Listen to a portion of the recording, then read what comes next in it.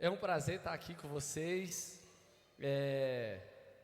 Realmente eu lembro de estar aqui e vocês orando por mim, né? Eu não tenho a pretensão no coração que eu poderia voltar com a medalha. Não tinha. Porque a gente treina muito e a gente sabe o tanto que é difícil. E vendo essa imagem, vocês acreditaram mais do que eu. Orando, que eu lembro de você me chamar aqui na frente, vamos orar pelo Caio, que Deus possa trazer essa medalha para ele. E eu fico muito grato de poder estar aqui compartilhando. Amei o vídeo, vou querer para a gente usar ele. Contou um pouco do que eu ia falar aqui, mostrou algumas imagens.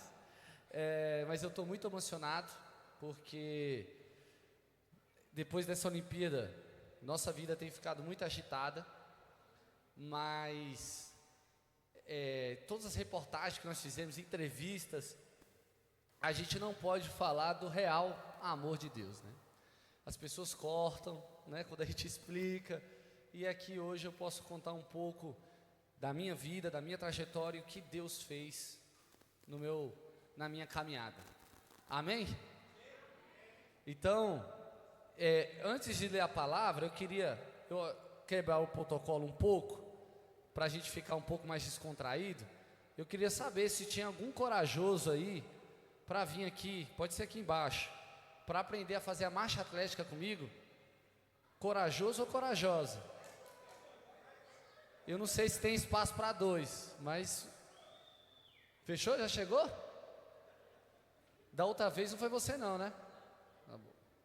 Ixi, veio três. Eu não sei se tem espaço para a gente, vamos lá, tentar. Nós vamos andando até o outro lado, cuidado ali com a criança, o carrinho de bebê. Andando, normal, tranquilo. Vamos lá. Ei, pode vir para cá mais isso.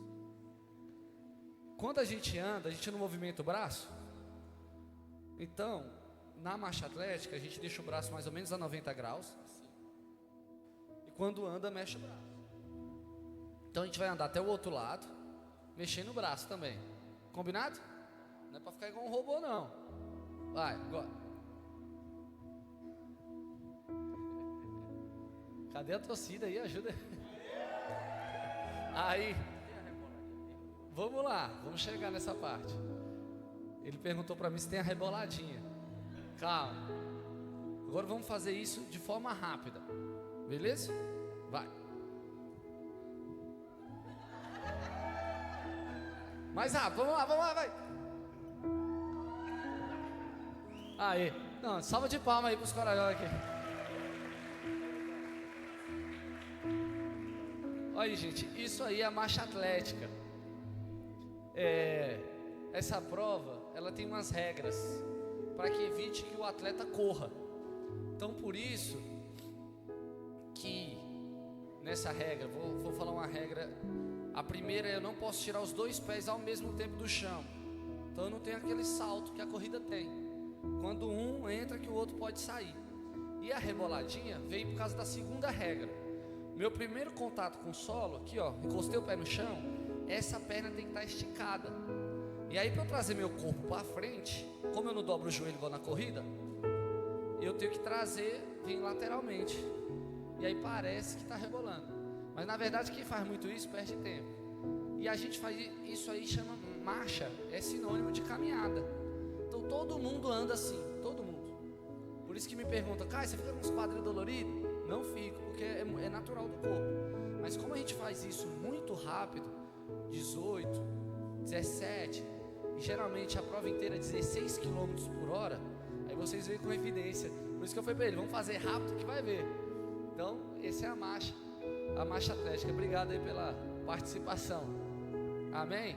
Queria convidar vocês a abrir a Bíblia de vocês em 1 Coríntios, capítulo 9, a partir do verso 24, para a gente ler o versículo do atleta que Paulo deixou para a gente.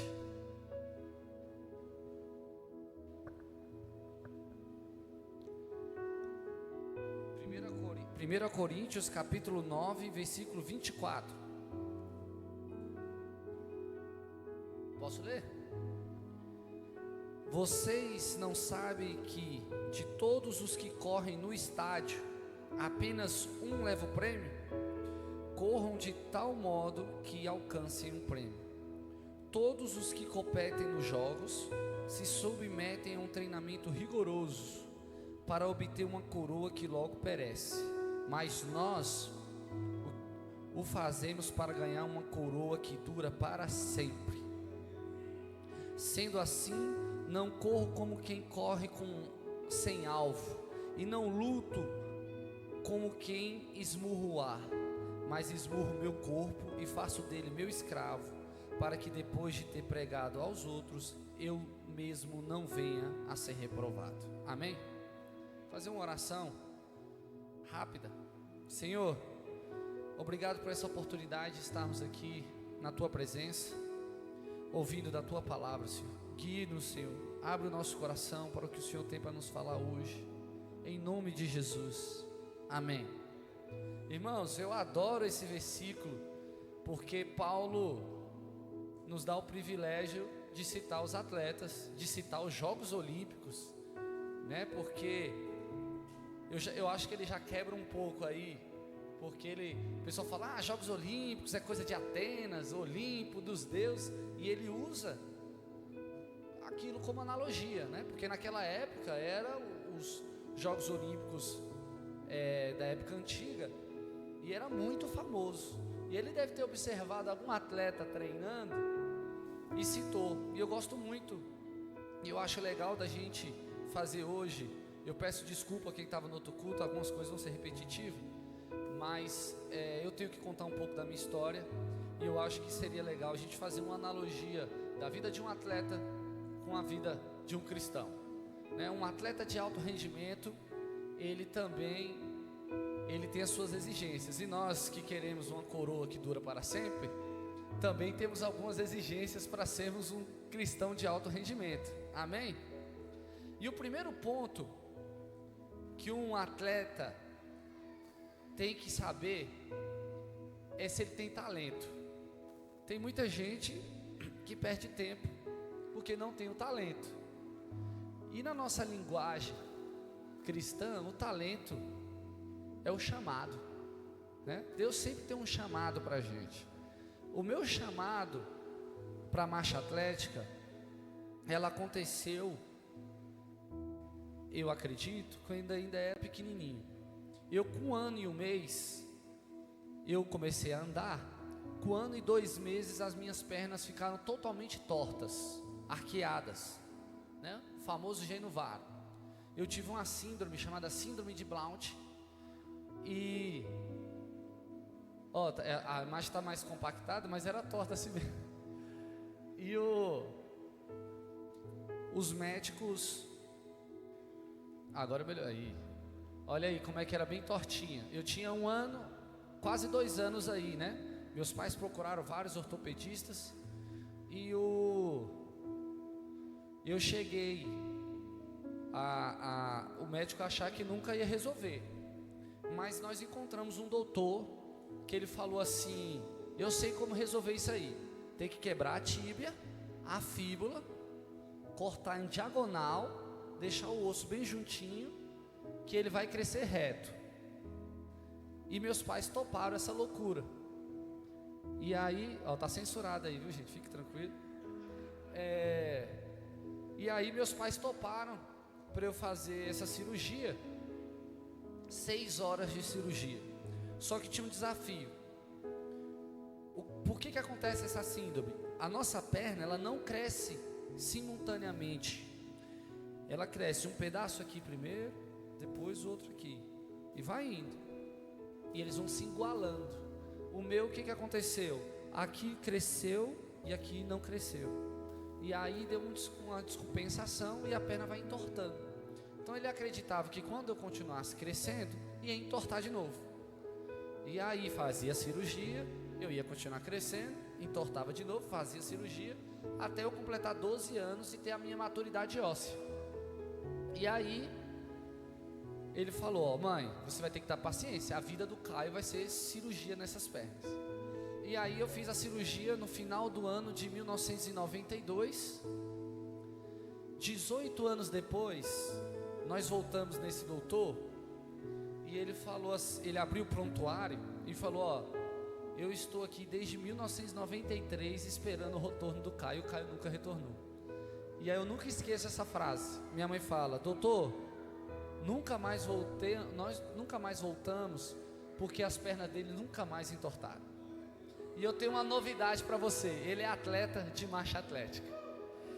E o doutor falou uma frase muito forte, e esse é meu primeiro testemunho.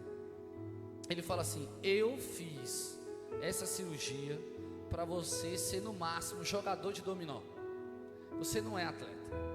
E aí fizemos um monte de exame, cara, um exame do tamanho dessa igreja aqui, com várias câmeras, eu fazendo marcha atlética, correndo, andando. E ele queria descobrir se estava tudo certo, se não tinha sobrecarga. E aí quando a gente volta da consulta, ele fala assim: rapaz, eu não sei o que aconteceu, mas que o milagre foi grande, foi. E aí eu falei: poxa, mãe, ele começou a primeira consulta falando: eu fiz a cirurgia, e terminou falando em milagre. Então, nós sabemos o que Deus fez. Coloquei esse gesso até o quadril. Eu brinco que Deus me treinou desde cedo, né? Porque eu tinha que andar com gesso assim. E depois usei mais um gesso mais leve. Minha mãe conta que eu dava trabalho na igreja, correndo, e os diáconos falavam: por favor, mãe, segura seu menino. Ela: não, ele vai fazer uma cirurgia, vai ficar um mó tempão sem andar, deixa ele. Aí quando eu voltei com o gesso, riscando o chão da igreja todinho, ele falou: mas você não disse que ele não ia ficar quieto? Aí ela: graças a Deus eu estava errado. Então, esse é o meu primeiro testemunho que eu falo do meu chamado. Porque quando,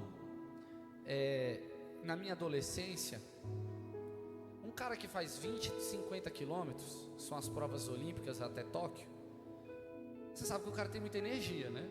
Então, onde eu ia, eu sofria muito por esse meu jeito. Imagina a escola sentar um menino desse por 5 horas. Era um desafio. E eu fui crescendo sem saber que eu tinha uma revolta ali dentro do meu coração, que era essa chamada de atenção que eu tinha. O Caio nunca fica quieto, o Caio indisciplinado, o Caio... E aquilo foi virando um rótulo que eu não gostava de ter. E nasceu uma chateação no meu coração, porque a maioria das pessoas não vinha sentar comigo e conversar: cara, o que está acontecendo? Não me dava um conselho, era só me condenando, né? E meus pais me colocando em todos os esportes possíveis, fazer natação, karatê, futebol, futsal, atletismo, para ver se gastava essa energia. E eu, com essa angústia no coração, aconteceu um episódio, estava num retiro da minha igreja, e eu estava gripado, e pedi para o líder para eu ficar no dormitório, descansando, que eu não estava me sentindo bem, e ele topou. Daqui a pouco chegou um amigo meu lá: Caio, o pastor que está pregando disse que tem uma mensagem para quem está dormindo, você é o único que está aqui dormindo. Aí eu falei: não, meus amigos não prestavam, né? Eu não acreditei. E aí chegou o segundo: Caio, o pastor disse que tem uma pessoa que está aqui, é você, cara. Aí eu fui, lembro de ir correndo assim, sentei lá no cantinho, e aí ele: é você, né, que chegou agora? Eu falei: Deus tem uma mensagem para você, vem aqui na frente. E aí ele falou assim: ó, eu tenho 2 caminhos para você. Um é o que você está andando. Então já não era o dele, né? Eu brinco que Deus já me entregou para frente de todo mundo da igreja. Você tem 2 caminhos. Um é o que você está andando. O segundo é o caminho que eu tenho para você. Se você escolher o meu caminho, eu vou conquistar o mundo através das suas pernas. E é verdade, viu, gente? Eu tenho uma testemunha aqui que trouxe só para garantir que eu estava falando a verdade, não é verdade? Ele estava nesse dia, e toda vez que, quando eu virei atleta e eu fui para algumas provas internacionais, trouxe alguns resultados positivos, ele sempre contava isso para mim: Caio, e Deus disse que usaria as suas pernas. Então, o meu primeiro chamado, que eu mostrei as minhas pernas aí, porque as minhas pernas é o simbolismo do meu esporte, mas é o que Deus fez na minha vida. Eu sou o único atleta, chama síndrome de Blount. Eu sou o único atleta da história do mundo que foi para uma Olimpíada e já teve essa síndrome de Blount. Então nós sabemos onde é que Deus estava ali quando Ele disse: eu vou conquistar o mundo através das suas pernas. Essa semana nós fomos num lugar muito importante, e o Fabinho, meu amigo, falou: Caio, lembra do teu testemunho? As suas pernas é para esses lugares aqui também. Então Deus tem nos levado, e foi muito forte. Então quero ter a ousadia de você perguntar para a pessoa do seu lado aí: você já sabe qual é o seu chamado? O segundo ponto que todo atleta tem que tomar cuidado, tem que saber qual é o caminho, é alimentação. Eu sempre falo disso, alimentação. Se quiser colocar o vídeo aí, pode colocar. A minha dieta é de 3.500 a 4.000 calorias por dia. Quem sabe um pouquinho aí, sabe que é muita coisa. Dá 17 Big Macs. A última vez que eu coloquei no Google, dava 17 Big Macs por dia. Se eu pudesse comer fast food, eu tava bem, né? Porque esse é o meu maior desafio, porque eu tenho que suprir essas calorias de forma saudável. Senão eu estou com o tanque cheio, mas de gasolina adulterada. Então a alimentação, e para piorar minha vida, minha esposa é formada em nutrição. Então a fiscalização é apertada, né? Então 2012, minha Olimpíada de Londres foi a minha primeira Olimpíada, e foi nela que eu aprendi a importância da alimentação. Pode colocar o vídeo aí, só para eles verem o que aconteceu lá na Olimpíada de Londres. Eu fui a 4 Olimpíadas. Londres 2012, não está saindo? Então não tem problema. Olimpíada de Londres, Olimpíada do Rio de Janeiro, a Olimpíada de Tóquio e Paris. Foi minha 4ª Olimpíada. Em Londres, tu sabe como é que é inglês com horário, né? A prova era 4 horas da tarde, e eles colocaram o ônibus que saía para a competição 11 horas da manhã. Aí eu já fiquei naquela: eu almoço cedo ou tomo café tarde? Eu tive a ideia de tomar o café bem cedo e almoçar mais cedo, ter 2 refeições. E aí chegando, quando deu umas 2h30, 3 horas da tarde, eu fiquei com fome, e me deu uma ideia: eu não posso competir em uma Olimpíada com fome. Eu não perguntei para ninguém, nenhum profissional, não liguei para nutricionista, foi tudo a minha ideia. E lá tinha um camarim, como se fosse um camarim, né? Os atletas ficam ali. Tinha barra de cereal, banana e maçã. Aí eu fiquei ali naquela dúvida, né? Cara, o que eu escolho? Poxa, aí eu tive uma brilhante ideia: maçã. A maçã é a fruta mais elogiada que tem, ninguém reclama da maçã. Falei: a maçã, vou meter ela pra dentro, comi. Enfim, eu vomitei 5 vezes a maçã durante a prova. Terminei a prova assim na linha de chegada, sem enxergar nada. Passei a linha de chegada, tive que ir embora de cadeira de roda.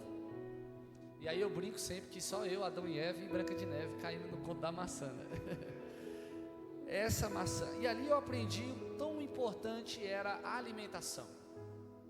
A alimentação do dia a dia, das 4.000 calorias, que eu já estava bem, tanto que eu cheguei na Olimpíada, mas como aquela alimentação de impulsividade, aquela coisa de você no momento ser resgatado. E nós cristãos temos que ter essa preocupação sobre a nossa alimentação, né? O que nós temos nos alimentado diariamente? O que nós temos consumido, visto, ouvido, lido, nesses tempos de rede social, onde tem as ferramentas lá, criadas por neurocientista, que você fica 30 segundos, sobe 30 segundos e vai alimentando, vai te dando dopamina. E você, porque às vezes a gente acredita, igual a maçã, que é alguma coisa elogiada. Nem tudo que fala que é de Jesus, não é? E aí eu aprendi que a casca da maçã, ela é indigesta. Então ela fica ali colada na parede do estômago, e ela demora um tempinho para fazer a digestão. Então na hora do esforço daquela prova ali, do ritmo, o corpo falou: cara, não dá tempo de fazer essa digestão dessa casca não, vamos mandar ela para fora. E eu fiquei passando mal. Então, nessa minha primeira Olimpíada eu aprendi sobre alimentação. Pergunta aí para a pessoa do seu lado, do que você tem se alimentado? De Big Mac? Maçã?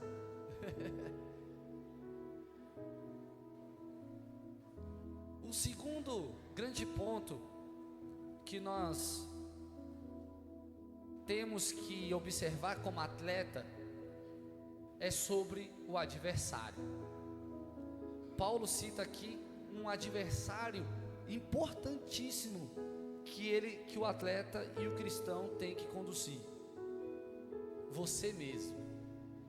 Essa Olimpíada de Londres eu perdi para quem? Para mim. Perdi para mim. Então a primeira coisa que eu faço numa competição, eu largo e tento ganhar de mim mesmo. É o primeiro ponto. Quando eu consigo ver que eu estou bem, que eu já não fiz besteira comigo, aí eu vou olhando para os adversários. E o adversário que mais, um gigante que mais me atrapalhou nessa minha carreira, foi o adversário do preconceito. A marcha atlética, ela não é um esporte popular no Brasil. Então, sair na rua para fazer marcha atlética era um desafio, cara. Quando a gente marcha na rua ali, né? Quando a gente via que estava saindo aqueles meninos do colégio, e a gente vai passar na frente do colégio, lotado de menino, não tinha aquele meme, né? Nessa época de, como é que é? Tô invisível, né? Tô invisível. Era só oração mesmo: Deus, me faz invisível neste lugar agora. Porque você sabe que a criatividade do brasileiro é muito boa. Então eu já ouvi de tudo. E ali era uma barreira muito forte.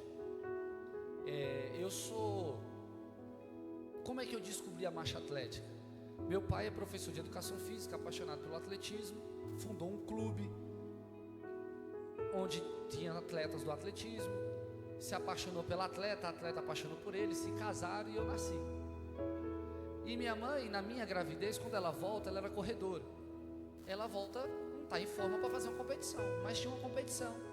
E ela falou: eu quero competir. Aí meu pai falou: não dá, porque só dá para escrever 2 por prova, por competição. E na sua prova já tem 2 e as 2 meninas estão muito bem. Mas tem uma prova aqui, você quer competir? Ela quer. Tem uma prova aqui que ninguém faz, tem vaga. Qual? Marcha atlética. E aí minha mãe fez essa loucura de fazer essa prova. Ela se destaca. Um treinador observa e fala: você tem talento, ensina para ela a técnica. E meu pai falou: vou pegar meu treino de corrida, vou transformar para marcha atlética, vamos ver o que vai dar. Nessa brincadeira, minha mãe foi 8 vezes campeã brasileira, campeã sul-americana, ibero-americana, primeira mulher a ganhar uma medalha internacional na marcha atlética. Então eu cresci dentro desse ambiente que a marcha atlética sempre foi comum para mim. Meu pai treinador e minha mãe atleta da marcha atlética. Então, talvez vocês viram a marcha atlética pela primeira vez e se perguntaram: o que esse cara está fazendo? O que é isso? Porque o que me aparece nas minhas redes sociais é isso, né? Por que você corre assim? Qual é o intuito de você fazer desse jeito? Então sempre foi muito comum para mim a marcha atlética, porque era a profissão da minha mãe. E aí eu tenho um irmão mais velho, ele é 5 anos mais velho que eu. Nós sempre soubemos fazer a marcha atlética. A gente brincava lá com a minha mãe: você faz...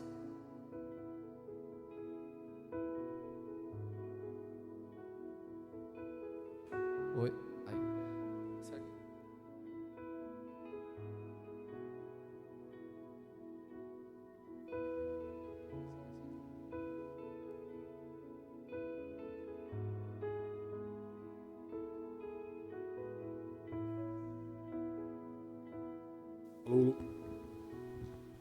O microfone quer me ganhar hoje, mas não vai conseguir não. E aí, eu sempre soube fazer a marcha atlética, então sempre foi comum. Com 10 anos, meu pai dava aula numa turma no noturno, e ele me convidou para fazer: Caio, vamos fazer a marcha atlética hoje? Eu acho que você tem muito preparo físico, sabe a técnica, vamos testar? E eu falei: vamos, vai ser legal. Era um percurso que tinha 3 quilômetros lá em Sobradinho. E nesse dia, eu fui muito xingado. Por isso que eu estou citando aí o preconceito, porque foi talvez o meu maior adversário. E quando eu volto para casa, meu pai: e aí, como é que foi e tal? Eu falei: legal, não contei para ele. E aí todo ano ele fala: Caio, vou te inscrever numa competição. Eu falei: não quero não. Eu jogava futebol, né? Joguei dos 5 aos 16 anos. E as pessoas me perguntam por que eu demorei tanto a começar a marcha atlética, que nasceu num ambiente desse, né? Então toda vez que meu pai falava comigo sobre isso, sobre fazer marcha atlética, eu lembrava daquele dia e falava, não quero isso para minha vida não, quero isso para minha vida não. Até um dia com 16 anos ele me convidou, de novo, e eu topei. Ele me prometeu algumas coisas, eu confesso, por isso que eu topei. E aí, eu comecei a me destacar. Fui campeão brasileiro, fui quarto sul-americano, fui 12º do mundo em 4 meses. Aí eu falei, cara, eu estou lutando para ser reserva do Brasiliense, e aqui eu sou um dos melhores do Brasil, do mundo. Eu vou topar a marcha atlética. E naquele dia eu decidi, tá passando o vídeo aí? Depois eu mostro a cadeira de roda. E aí, aquele dia que eu decidi, eu perguntei muito para Deus se aquilo era o meu propósito. E eu decidi fazer a marcha atlética. Naquele dia que eu decidi fazer a marcha atlética, cheguei nos meus pais e falei, eu vou ser um marchador, estou largando futebol. Foi o dia que eu disse isso até numa entrevista.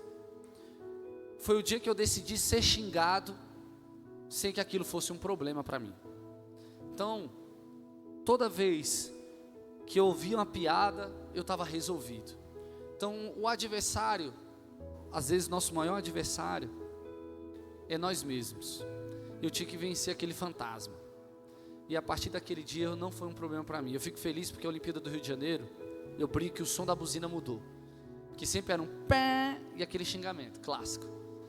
E a gente volta da Olimpíada, o Fabinho que está aqui comigo, a gente foi fazer um treino de bicicleta, ele foi de bicicleta e eu marchando. A gente recebeu tanto apoio, tanto aplauso, que a gente chama a gente falava, hoje é o dia, hein? Hoje é o dia. De tanto incentivo. E aí foi aonde eu formei essa frase, o som da buzina mudou. Porque aquele dia foi o dia todo, pam, pam, vamos lá campeão, pam, pam, vamos lá campeão. E o pessoal de Sobradinho é abusado, porque eles ainda falam da minha técnica. Caio, tá tirando os 2 pés do chão, viu? Isso melhora. Então, a partir daquele momento, nós vencemos talvez o nosso maior adversário. A gente tem um clube, já chegamos a ter 35 marchadores. E quando eu vejo o pessoal marchando na rua, confortável, eu falo, caramba, é uma medalha que eu tenho que não está na prateleira. Hoje, passar na porta da escola é mó legal. Que eles falam, e aí, campeão olímpico? Eu falo, amém, obrigado. Então, isso é muito legal, essa parte. Então, pergunte para a pessoa aí do seu lado, se ela tem lutado contra os gigantes, contra os adversários dela. Você tem lutado? Porque às vezes seu adversário é um trauma que você tem, um abuso que você tem, uma pessoa que fica no seu ouvido todo dia, um bullying, uma opressão, um assédio, problemas que não tem resolvido, que às vezes acaba nos separando do que Deus tem em nosso propósito. Porque o atleta que ele dá ouvido ao seu adversário, ele perde, cara.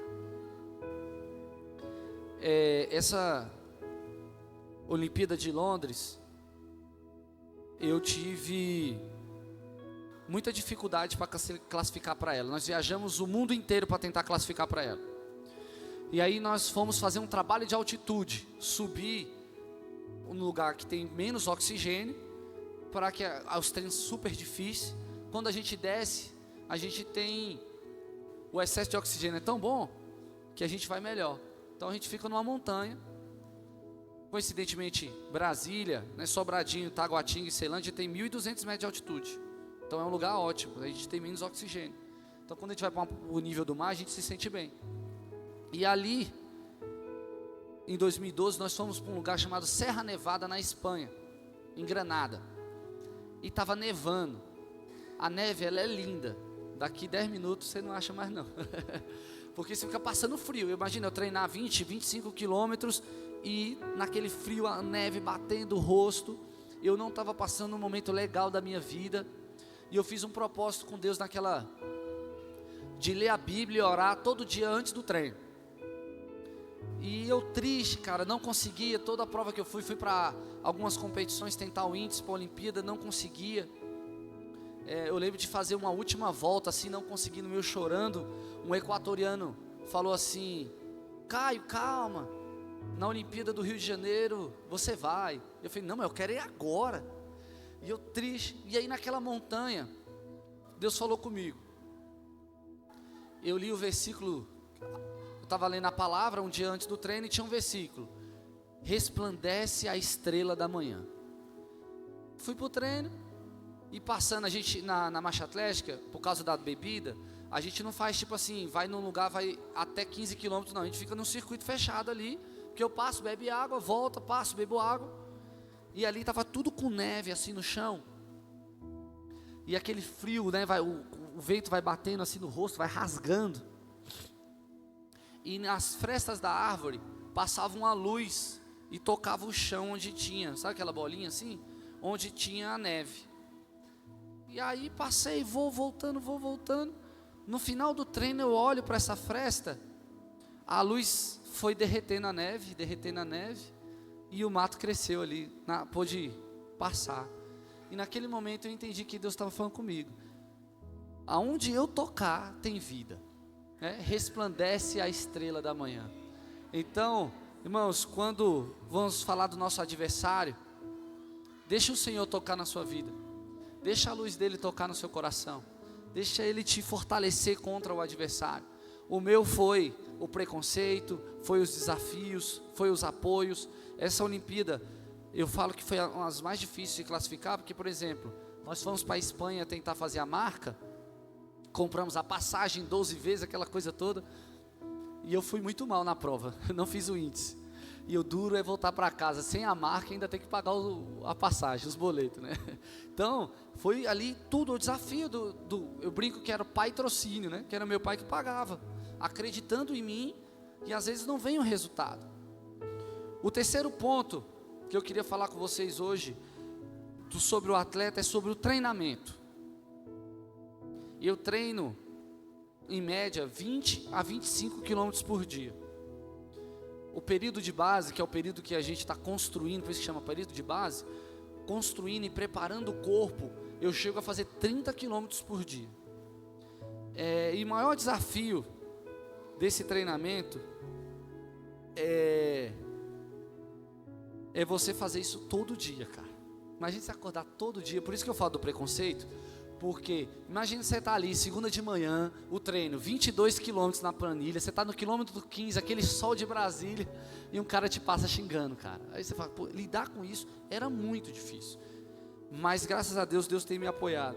E aí, a Olimpíada de Tóquio 2021, foi a Olimpíada mais desafiadora para mim, para o treinamento.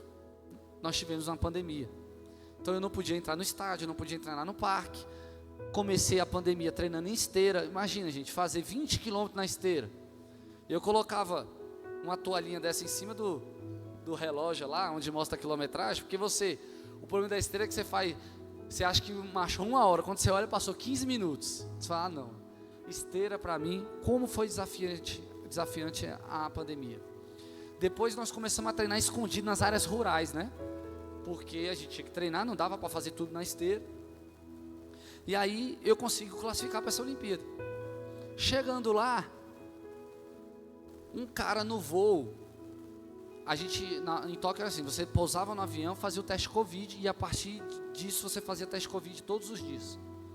O cara atrás de mim no assento, testou positivo para Covid 3 dias depois. Que era assim, pra vocês entenderem uma curiosidade. Assim que você descia em Tóquio, você tinha que baixar um aplicativo. Nesse aplicativo, todo atleta tinha que ter, toda pessoa que estava em Tóquio tinha que ter. Era sobre a sua localização. Então, 3 dias depois, esse cara testou positivo, eles perceberam que a gente teve um contato próximo. Então, eu tinha que entrar em isolamento por causa dele, porque nos próximos dias eu poderia estar testando positivo. E eu testando lá todo dia. 10 dias depois que apareceu essa informação. Então eu já estava 10 dias lá em Tóquio, ó, você vai ter que ficar num quarto de hotel, em close contact, por conta que você teve um contato com o cara. Aí você fala, meu Deus, como é que eu vou competir essa prova agora em isolamento? E foi muito difícil, porque a parte da alimentação foi precária. O japonês come muito pouco, né? Um atleta, igual eu, que tem que comer 3.500 calorias por dia, eu chego na Olimpíada em forma, no auge da minha forma. Hoje eu estou com uns 10% de gordura, mas na Olimpíada eu estava com 3 nessa. Eu não sei a de Tóquio, eu não medi. Por conta do contato com os profissionais, né, a gente não tinha. E ali, muito forte, né? E ali eu comi mal, fui para a prova, fui 13º. Eu não sei se eu contei lá, a da cadeira de roda eu fui 37º. Na Olimpíada do Rio de Janeiro eu fui o 4º. Por 5 segundos eu não ganhei a medalha. Eu brinco que eu fui o primeiro colocado a não ganhar a medalha, mas fui o primeiro. E ali, em Tóquio, era a minha chance, né? Porque a gente treina, quando a gente treina, Paulo diz, o atleta ele treina, não é para ganhar a medalha, ele treina até ganhar a medalha, ele vai acreditando. E a minha mãe não tinha ido para a Olimpíada, a minha estrelinha ali, brilhando, eu acreditava que era ir para os Jogos Olímpicos, e eu classifico para os Jogos Olímpicos, depois eu falo, eu vou para a Olimpíada que é na minha casa, eu tenho que ir bem, chego lá, sou 4º, na próxima, qual é o passo que você quer? Eu quero ser medalhista. E ali vem a frustrante resultado, eu perco 4 quilos naquela prova de Tóquio, por causa da exaustão, calor, 35 graus, 92% de umidade. E a alimentação ruim por causa do close contact, não podia treinar da forma que eu queria. Foi muito desafiador, e eu tenho muito orgulho dessa Olimpíada, porque eu fui o 13º, né? Fui melhor do que em Londres, e eu fui 13º do mundo. E a partir daquele dia eu faço uma conversa comigo mesmo. E aí, Caio, é o máximo que você pode fazer? É isso? Porque assim, ser esse 10º do mundo não é ruim não, gente. Imagina você ser o 10º do mundo que você se propôs a ser, né? Ser o 10º da empresa às vezes já é ótimo, imagina o 10º do mundo. E ali eu fiz um compromisso comigo, eu quero ver até onde o meu talento me chama, até onde o meu talento pode chegar. Eu quero passar a linha de chegada da minha carreira, no dia da festa da minha aposentadoria, e falar assim, cara, eu entreguei tudo que eu podia entregar. E aí eu melhorei minha alimentação, o meu sono, as minhas escolhas, eu não saía, eu só cuidava, a única hobby que eu dei para mim, me permitir, foi cuidar da minha família. Não ia para a casa dos amigos, se me chamasse, se fosse mais à noite, é tarde. O Fabinho está aqui de testemunha, eu visitei 2 amigos nesse ciclo olímpico de 3 anos, ele e mais um outro amigo, ninguém mais, eu só pensava em treinar, comer, dormir, as pessoas nem entendiam direito, e a partir dali que eu fiz aquele propósito para essa Olimpíada de Paris. Eu queria passar muito ali a Olimpíada de Paris e olhar para trás e falar, cara, ninguém tem como botar um dedo de defeito nessa preparação. Obediência. Obedecer o fisioterapeuta, o nutricionista, o médico, meu pai, minha mãe, eles são meus treinadores hoje, para vocês entenderem um pouco. E eu queria obedecer. E a partir desse ponto do meu treinamento, eu fiz esse compromisso. E a minha pergunta que eu queria que você fizesse para a pessoa do lado aí, se ela tiver com sono e tudo, como é que tem sido o seu treinamento? Como tem sido essa conversa com você mesmo? Porque quando você quer ir atrás de uma medalha, foi muito forte quando eu entendi aonde o meu chamado, aonde o meu talento pode me levar. Eu não quero desperdiçar o meu talento. A primeira pergunta que eu fiz para vocês é qual é o seu chamado? O seu chamado, você tem lá no final, lá, que a gente for para o pódio, do dia do juízo, o Senhor vai olhar e falar, cara, você não desperdiçou o seu talento. Eu te dei um chamado na sua mão. Você aproveitou? E para ser atleta de alto rendimento, ninguém pergunta se você dormiu bem, se você está com problema. Em 2022, o primeiro ano que eu fiz esse compromisso com Deus, não teve um dia que eu subi no pódio. Eu fui, todas as competições, foram 8 competições, eu subi no pódio em 7. Não teve nenhum dia, nenhuma dessas 7 pódios que eu subi e meus filhos não estavam no hospital. Todos eles estavam. Era incrível. Eu falava, mãe, eu não sei qual vai ser o problema dessa competição, mas daqui a pouco minha esposa me liga falando que fulano está internado. 7 pódios. Eu estava ali. Em nenhum momento eu coloquei culpa nisso. Eu falava, estou pronto. Se eu falei, Senhor, eu não sei se é teu ou não, mas eu estou pronto. Eu estou pronto. Eu lembro que uma competição na Espanha, que é a mais famosa, que eu falei para vocês que eu paguei os boletos, eu sou medalha de bronze nela. Pela primeira vez eu subo no pódio. Meu filho estava internado com bronquiolite. E ali eu estava, Senhor, se é teu propósito que eu fizesse a marcha atlética, me ajuda nessa competição. E ali eu estou largando para esse propósito de 2026, que é o último ponto que eu quero falar com vocês hoje. O ponto da vitória. No começo do ano eu estava na igreja aqui, num culto assim. Uma irmã levantou, pegou na minha mão, eu estava com meu filho mais novo dormindo. E ela pegava a minha mão direita assim, sacudia. E eu com medo daquele menino cair. E ela falou assim: Deus está visitando o seu sangue, os seus ossos, tirando toda a peça de tropeço e está segurando na sua mão direita. E aquela palavra ficou no meu coração. Quando eu chego em Paris, acontece um problema. Isso eu não contei em lugar nenhum. Eu sinto uma dor na perna. Treino normal, sinto aquela famosa fisgada, né, que fala. Vou na fisioterapia, Caio, talvez seja uma contratura, nada sério, fisioterapia. E aí eu ligo para minha esposa, não estou 100%, porque você ir para a Olimpíada, amigo, você tem que ir 100%, o nível é muito alto.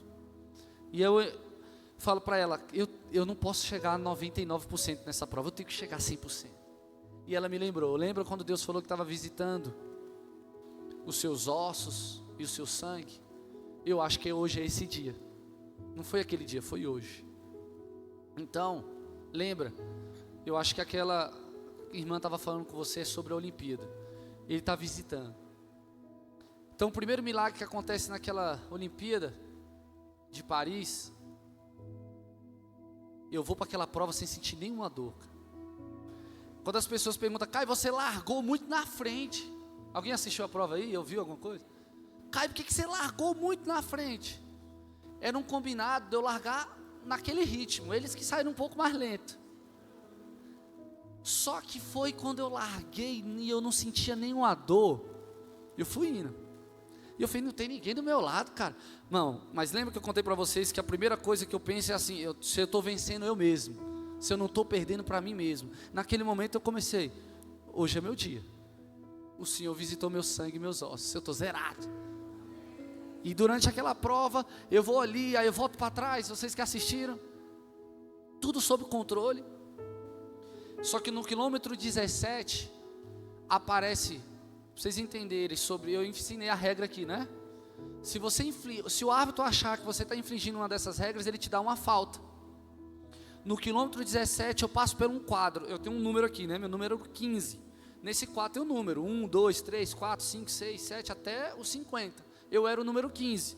Eu passo lá, estou com 2 faltas. Se você tomar 3 faltas, você vai para um pit line, que é um curralzinho, e você fica lá por 2 minutos. Tchau, medalha.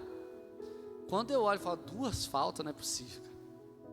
E você pode tomar uma advertência, como se fosse no futebol que o árbitro só te dá uma advertência verbal. Eles te dão uma plaquinha. Isso não quer dizer que é a falta, é só uma advertência. E a espanhola me deu uma, na outra volta me deu outra, e quem era o terceiro colocado? Um espanhol. Eu falei, pronto, vou tomar a terceira falta. E para dar o meu testemunho aqui desse dia, é novidade que eu estou falando para vocês. Que as pessoas sempre perguntam, Caio, o que passou na sua cabeça na última volta? Eu estava lidando com a falta, concentrei na técnica, tentei fazer que o espanhol ficasse mais perto de mim para que o italiano não viesse, porque seria uma disputa. Eu queria que os árbitros não olhassem que eu estava na disputa, já estava resolvido. Então o equatoriano lá foi embora. Quem assistiu sabe que eu falei, eu faço assim para ele, né? E chamo o espanhol, porque se o italiano vem para a briga, eu podia tomar uma falta. Então tudo isso eu estava lidando. E uma pessoa me fez uma pergunta quando acabou a prova, um treinador do Brasil que estava na Olimpíada, ele falou, Caio, tu não ficou com medo daquelas 2 faltas não? E a última volta, eu fiz assim, Senhor, o Senhor disse que estava segurando a minha mão direita. Continua segurando, cara. Foi essa a resposta que eu falei para ele. Continua segurando a minha mão direita, porque Eles podem me colocar naquele pit line, mas o Senhor, eu sei que ninguém pode te parar. Então se o Senhor estiver segurando a minha mão direita, eles não vão me passar. E aí quando eu passo, o pit line ele fica a 150 metros da chegada. Quando eu passo para ele assim, olho e falo, eles não têm poder para te parar. Hoje é o nosso dia. E eu queria aproveitar a oportunidade para mostrar a vitória que o Senhor me deu naquele dia, que foi essa medalha. Irmãos, por isso que eu falei no começo, que aqui a gente pode falar algumas coisas que a gente não pode falar na entrevista. A luta espiritual foi muito maior que a luta física. Aquela espanhola me dá 2 placas, ela não me deu a falta. Meu irmão disse que montou uma torcida de estrangeiros com outras pessoas que estavam lá e ficaram no lado dela gritando, o nome dela é Dolores, ficaram gritando a moda brasileira, Dolores, Dolores, para ela não me dar falta. Então, Deus estava segurando na minha mão. Irmãos, essa medalha aqui, ela é linda. Eu não tenho problema, onde eu vou eu deixo as pessoas tocarem, né? Porque tem atleta que não deixa, né? E diz que essa de Paris ela é mais simples. Ela é mais delicada, perdão. E ela pode estragar. Mas nada se compara com a medalha que Paulo disse aqui. Essa medalha aqui, daqui 10 anos talvez não tenha nem mais importância. Daqui 50 anos está numa gaveta que as pessoas nem lembram. Mas a medalha que Paulo diz, ela dura para sempre. Que nós possamos entender o nosso chamado. Que nós podemos nos alimentar e ficar mais próximo de Deus. Que nós possamos treinar, se dedicar para que nossa vitória seja naquele dia uma vitória daquele que não desperdiçou o seu talento. Que a gente pode botar essa medalha no peito com muito orgulho e falar assim, na caminhada eu lutei e valeu a pena perseverar. Amém? Eu queria deixar essa mensagem, irmãos. Esse 5º ponto é o 5º ponto da vitória. Foram 16 anos de treino, 4 Olimpíadas para eu conseguir essa medalha olímpica. E Deus tem me presenteado, sabe, irmãos? Ele tem me levado em vários cantinhos assim, de coisas que eu gostava, que eu nem imaginava que Ele estava prestando atenção. Teve um dia desse que eu liguei para minha esposa e falei, eu acho que Deus está nos ouvindo, porque acabou de me levar. Para dar um exemplo para vocês, eu sou fã do Ayrton Senna. E eu falei para minha esposa que eu queria comprar um boné do Ayrton Senna, para terminar a prova e estar com o boné e fazer associação. Aí eu fui para o evento, o Instituto Ayrton Senna estava lá e pediu para eu fazer um depoimento sobre o Ayrton Senna e me presenteou com algumas roupas e um boné do Ayrton Senna. Então você vê alguns detalhezinhos que Deus foi chamando. Então talvez aquele dia, quando eu tinha 10 anos, que eu estava marchando na rua, talvez Deus derramou uma bênção sobre mim naquele dia e o diabo falou, hoje eu vou ter que xingar ele para ver se eu paro. Porque quando a gente lê a história de Jó, a primeira coisa que ele toca, não é a família, a riqueza, foi os bois, né? Que são o que Jó usava para sacrifício, para adoração. Então acho que o diabo naquele dia falou, eu vou parar ele não vai fazer o que Deus tem para fazer na vida dele. Mas Deus me trouxe até aqui, irmãos, na graça dele, segurando na mão dele, cada prova, cada competição. Em 2014 eu fui numa competição na República Tcheca, em Podebrad, fim do mundo pra gente.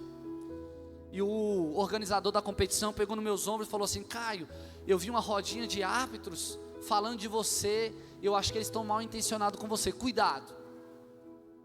Naquela prova eu fui desqualificado. E ele me mandou um e-mail e falou, Caio, nunca mais esses árbitros vão arbitrar aqui. Me desculpa, não deixa de vir aqui não. Irmãos, quase 10 anos depois, eu voltei para Podebrad, me tornei campeão. E sabe qual é o legal dessa prova? É uma praça, e eles fazem uma placa, e tem o nome dos campeões, né?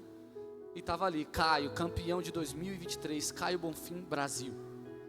Então é tão bom quando às vezes a gente pensa nesses obstáculos da nossa vida, da nossa carreira, e Deus não esquece desses momentos. Talvez dentro da caminhada de vocês tenham que falar, caramba, eu tenho treinado tanto, e nada tem acontecido. Tenho suado tanto, porque parece que o ímpio que prospera. Não é assim que o salmista diz? Mas o Senhor nos assiste. Muita gente fala: Caio, na próxima é ouro. Caio, teve uma pessoa que falou assim: não fica triste não por essa prata. Deus vai te honrar, vai te dar o ouro. Irmãos, o que o Senhor tem feito é muito maior que essa medalha aqui. Amém? Eu queria que vocês ficassem em pé. Queria agradecer você que veio aqui hoje nesse culto, ouvir um rapazinho da marcha atlética. Mas eu quis contar mais sobre o Deus que escuta, sabe? Os pequenininhos. Eu gosto muito de falar que eu sou de Sobradinho, para que aquela molecada da escola, quando a gente vai visitar, acredite que o cara lá de Sobradinho também pode chegar em resultados expressivos. E aqui eu queria dizer isso para vocês. Martin Luther King tem uma frase muito forte: tudo que eu tive nas minhas mãos eu perdi, mas tudo aquilo que eu entreguei na mão de Deus eu ainda possuo. Entreguem a vida de vocês na mão de Deus, os sonhos, o seu futuro. Quando eu cheguei no meu treinador lá do Brasiliense, falei: professor, eu não vou jogar mais. Ele falou assim, uma frase muito forte: então você não tem sonho de ser jogador, porque se você tivesse o sonho, você nunca desistiria. E eu falei: professor, talvez desses 30 meninos que você tem aí, nenhum é mais apaixonado do que eu por futebol. Ninguém tenha mais o sonho de ser jogador igual eu. Mas Deus falou comigo, e eu quero viver o sonho de Deus na minha vida. Irmãos, eu não tenho me arrependido de ter vivido o sonho de Deus na minha vida, que era a marcha atlética. Então às vezes parece, eu brinco que eu troquei o esporte mais popular do Brasil por menos popular que a marcha atlética. Às vezes é aquelas coisas que a gente não entende, que não vai ter holofotes, mas Deus está no propósito. É melhor viver na vontade dEle. A minha oração, toda vez que eu vou largar, eu tiro meu óculos e faço uma oração: que hoje seja feita a sua vontade. E toda linha de chegada que eu passo, eu posso ter sido 39º, posso ter sido 13º, posso ter sido 4º, posso ser 2º. Eu ajoelho e falo: Senhor, obrigado, que hoje foi feita a sua vontade. Amém? Que essa oração seja de vocês. Amém?